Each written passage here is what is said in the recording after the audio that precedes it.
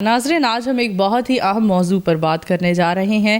Smog کے جو معاملات ہیں وہ دن بدن بڑھتے چلے جا رہے ہیں اور دن بدن بد سے بدتر معاملات ہوتے چلے جا رہے ہیں۔ میرے ساتھ موجود ہیں پبلک ہیلتھ کنسلٹنٹ جناب شیخ مسعود صاحب۔ سردیوں کے موسم میں ویسے تو اسموگ آج کل سارا سال چلتی ہے، لیکن جب سردی آتی ہے تو اس کے اندر اتنی زیادتی ہو جاتی ہے کہ ویزیبل ہو جاتا ہے اور لوگ اس کے حوالے سے بات کرنا شروع ہو جاتے ہیں۔ اربنائزیشن ہو رہی ہے تو ہمارے ہاں چنگ چیز، رکشاز، آٹو موبائلز، فیکٹریز اور آپ جنریٹرز کی بات کر لیں تو یعنی اتنے سورسز سے جو فاسل فیول برن کر رہے ہیں آپ، وہ سانس کی نالیوں کے اندر زیادہ ہوتا ہے۔ دائمی کھانسی ہو سکتی ہے، نزلہ زکام رہ سکتا ہے، جو دمہ کے مریض ہوں اس کے اندر ایستھما کا اٹیک، بڑی اسموکر ہیں یا ایسے لوگ جو اسموکنگ ایریا میں زیادہ ٹائم سپینڈ کرتے ہیں تو ان کے اندر اور زیادہ مسائل پیدا ہونا شروع ہو جاتے ہیں۔ جو چنگ چیز، رکشے اور موٹر سائیکلیں چلائی جا رہی ہیں 2 اسٹروک جس میں سے دھواں بہت زیادہ نکلتا ہے۔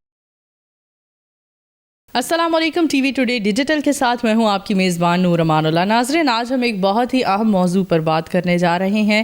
اسموگ کے جو معاملات ہیں وہ دن بدن بڑھتے چلے جا رہے ہیں اور دن بدن بد سے بدتر معاملات ہوتے چلے جا رہے ہیں۔ اس صورتحال میں تمام شہریوں کے لیے کیا ہدایات ہیں، اسی موضوع پر بات کریں گے۔ ہمارے ساتھ موجود ہیں پبلک ہیلتھ کنسلٹنٹ جناب شیخ مسعود صاحب۔ تو ڈاکٹر صاحب، تھینک یو سو مچ، آپ نے ہمارے لیے وقت نکالا اور اتنے اہم موضوع پر بات کرنے کے لیے آپ راضی ہوئے۔ ہمیں سب سے پہلے تو بتائیں، جو موجودہ صورتحال چل رہی ہے پاکستان کے شہر لاہور کی اور پھر کراچی کی بھی، ماحولیاتی آلودگی، فضائی آلودگی بہت زیادہ بڑھ چکی ہے، اس صورتحال میں شہریوں کو کیا کرنا چاہیے؟ جی، سب سے پہلے تو آپ کا شکریہ کہ آپ نے اس بہت اہم ٹاپک کے اوپر بات کی۔ سردیوں کے موسم میں ویسے تو اسموگ آج کل سارا سال چلتی ہے، لیکن جب سردی آتی ہے تو اس کے اندر اتنی زیادتی ہو جاتی ہے کہ ویزیبل ہو جاتا ہے اور لوگ اس کے حوالے سے بات کرنا شروع ہو جاتے ہیں۔ اس میں بیسیکلی جو چند چیزیں ہیں جس کے بارے میں دیکھنا چاہیے، ایک تو جب اربنائزیشن ہو رہی ہے تو ہمارے ہاں چنگ چیز، رکشاز، آٹو موبائلز، فیکٹریز اور آپ جنریٹرز کی بات کر لیں تو یعنی اتنے سورسز سے جو فاسل فیول برن کر رہے ہیں آپ، اس کے ذریعے سے فیومز نکل رہے ہیں۔ اس میں کاربن ڈائی آکسائڈ ہے، سلفر ہے، نائٹرس کے کمپاؤنڈز ہیں۔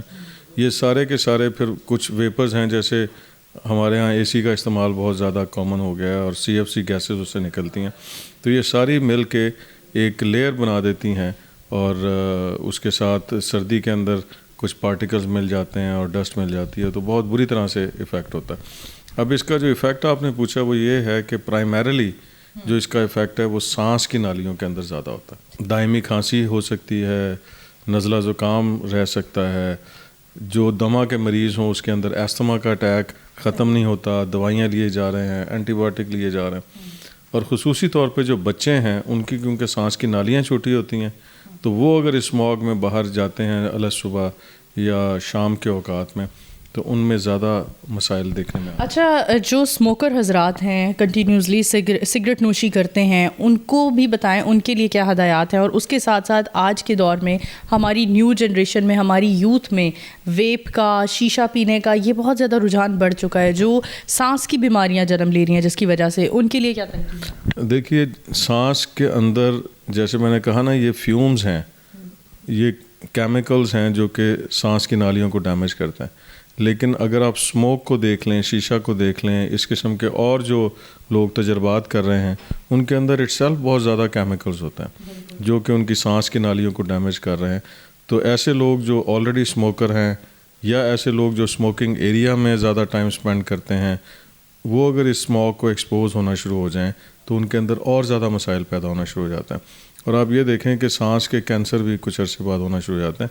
اور یہ جو اسموگ میں ایک خاص چیز ہے نا کہ صرف سانس کی نالیاں نہیں، جلد پہ اثر ہوتا ہے، الرجیز ہو جاتی ہیں، آنکھ کے اندر اریٹیشن ہوتا ہے، آنکھ لال ہونا شروع ہو جاتی ہے۔ اس کے علاوہ آپ دیکھیں کہ اس میں اب 2 قسم کے پارٹیکلز آتے ہیں۔ ایک پارٹیکل ایسے ہیں جو کہ 5 مائکرون سے بھی چھوٹے ہیں، بہت چھوٹے پارٹیکلز ہوتے ہیں، اور وہ ہمارے خون کی نالیوں میں چلے جاتے ہیں، اور اس کے بعد یہ بھی دیکھا گیا ہے کہ وہ خون کے ذریعے برین تک پہنچتے ہیں، اور 20 سال بعد، 25 سال بعد ایک مرض آپ نے سنا ہوگا الزائمر ہوتا ہے، جس کے اندر بندہ بھول جاتا ہے، چیزیں یاد نہیں رہتی۔ تو یہ جو پارٹیکل اسموگ میں ہیں یہ 30 سال بعد الزائمر کا بھی پیش خیمہ ہوتے ہیں، 20-25 سال کے بعد کینسر بھی کاز کر دیتے ہیں۔ اور اس کا جو مسئلہ ہے نا وہ صرف اس جنریشن تک نہیں رہتا، خاص طور پہ جو ایکسپیکٹنگ خاتون ہیں اگر وہ اس کو ایکسپوز ہیں تو ان میں بچوں کے اندر ڈیفیکٹ پیدا ہو جاتے ہیں, ان کے اندر برین ڈیفیکٹ آتا ہے, ان کے اندر جو لو برتھ ویٹ جس میں آپ کہتے ہیں کم وزن کے بچے ہونا شروع ہو جاتے ہیں. تو اس کا مطلب یہ ہے کہ یہ آپ کا جو اثر ہے وہ انسانوں کے اوپر سر سے لے کے پاؤں تک ہوتا ہے اور اگلی نسل تک یہ اثر منتقل ہوتا ہے. یہ معاملات تو بڑھتے چلے جا رہے ہیں. اگر ہم لاہور کی بات کریں, لاہور کے بعد کراچی کی بات کریں, تو اس کی بھی آلودگی, فضائی آلودگی بے حد بڑھ چکی ہے. ہم انفرادی طور پر اس کو کس طرح سے کنٹرول کر سکتے ہیں؟ انفرادی طور پر ہمیں کیا کرنا چاہیے جس سے ہم ماحولیاتی آلودگی کو بہتر بنا سکیں؟ دیکھیے, کچھ تو بہت چھوٹے چھوٹے سٹیپس ہیں جو لیے جا سکتے ہیں. اور سب سے پہلے تو ہمیں جو گاڑیاں ہیں اور خاص طور پہ جو چنگ چیز رکشے اور موٹر سائیکلیں چلائی جا رہی ہیں 2 اسٹروک جس میں سے دھواں بہت زیادہ نکلتا ہے, کوشش کرنی چاہیے کہ ان کو کم سے کم استعمال کریں. واپس ٹانگے والا دور آ جانا چاہیے. ٹانگے والا نہ ہو, لیکن آپ پبلک ٹرانسپورٹ کو زیادہ یوز کر لیں. اس میں یہ ہوگا کہ ایک گاڑی کم سے کم 200-250 بندوں کو لے جاتی ہے. جیسے لاہور ہے, اورنج ٹرین ہے, میٹرو ٹرین ہے, آپ کی وہ جو دوسری ہیں اسپیڈو بس ہیں, آپ اس کو یوز کریں. اور باقی جو تھوڑا بہت سفر گھر سے آتا ہے اس کو آپ پیدل طے کرنے کی کوشش کریں. دوسرے نمبر پہ ہم یہ کرتے ہیں کہ ذرا سا کہیں آتا ہے تو ہم جنریٹر آن کر دیتے ہیں. اس کو احتیاط کریں, کیونکہ جو ہم گھر کے اندر کا گرمی نکال کے ہم ماحول میں پھینکتے ہیں اور سردی جو ہے نا وہاں سے ٹیمپریچر لے کے اندر کر دیتے, لیکن جو انوائرمنٹ ہے وہ تو اپنے آپ کو مینٹین کرتی ہے.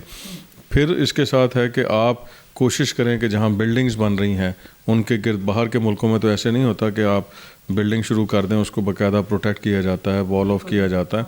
اس کا احتیاط کریں. پھر بھٹوں کے اوپر تو بہت زیادہ آج کل کام ہوا ہے, اور اس موسم میں خصوصی طور پہ بھٹوں کو بند کر دیا جاتا ہے, یا اس کی جو ترتیب ہے اس کو زگ زیگ ہم ایک اس کا ڈیزائن کہتے ہیں وہ بنا دیا جاتا ہے.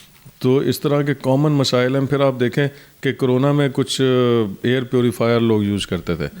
آج کل کے دور میں آپ کو جو چھوٹے چھوٹے ہم کام کر سکتے ہیں کہ پلانٹس اپنے گرد لگائیں, کیونکہ یہ پلانٹس بہت سارے کیمیکل کو اپنے اوپر جذب کر لیتے ہیں اور اچھے آکسیجن باہر نکالتے ہیں, ڈسٹ پارٹیکل کو ایبزارب کر لیتے ہیں.